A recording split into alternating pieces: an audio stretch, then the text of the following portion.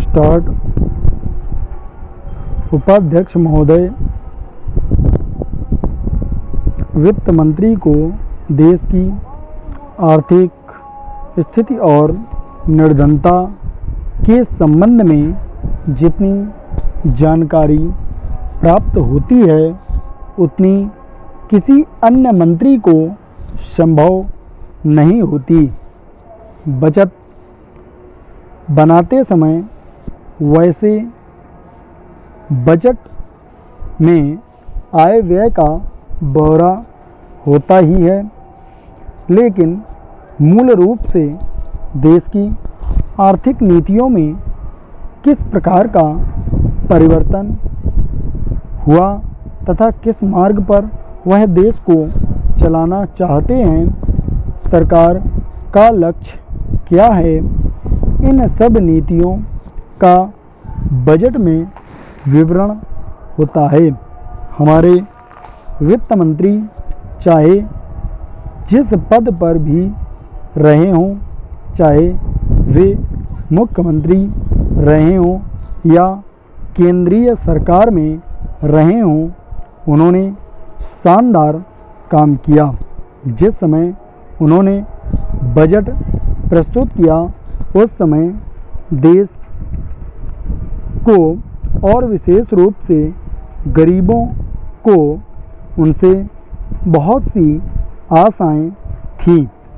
देश में लगभग 6 लाख गांव, उनमें जो बेरोजगारी है, गरीबी है, उसके संबंध में देश की जनता को उनसे बड़ी आशाएं थीं और जनता देखना चाहती थी कि इस अवसर पर सरकारी नीतियों के द्वारा देश को वे क्या मार्गदर्शन देना चाहते हैं।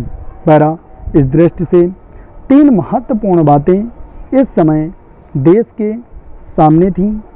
देश के आर्थिक विकास तेजी से हो, अधिक लोगों को काम मिल सके और मूल्यों में स्थिरता आए। जहाँ तक इन 3 उद्देश्यों का संबंध है, हमने देखा कि इस ओर कुछ प्रयत्न हुए हैं।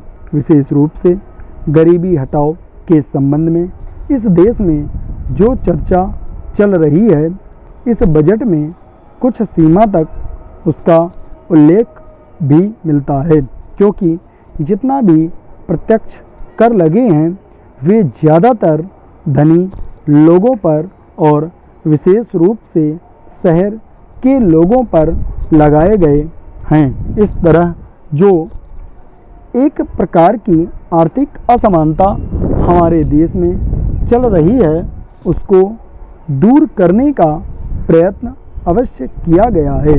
पैरा लगभग 5 दशक पूर्व जब हमारा देश स्वतंत्र हुआ था, उस समय देश में जितने सरकारी कर्मचारी थे वे ऐसा समझ बैठे थे कि देश में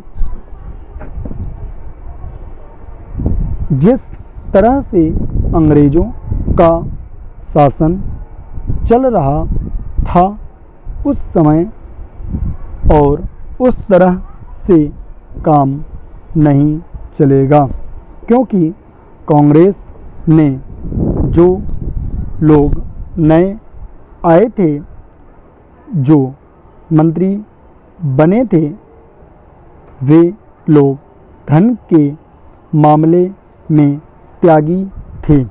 धन से उनको मोह नहीं है, लेकिन बाद में उन्होंने देखा कि हमारे मंत्री लोग भी उसी तरह से शानदार जीवन पसंद करने लग गए जिस तरह अंग्रेज करते थे।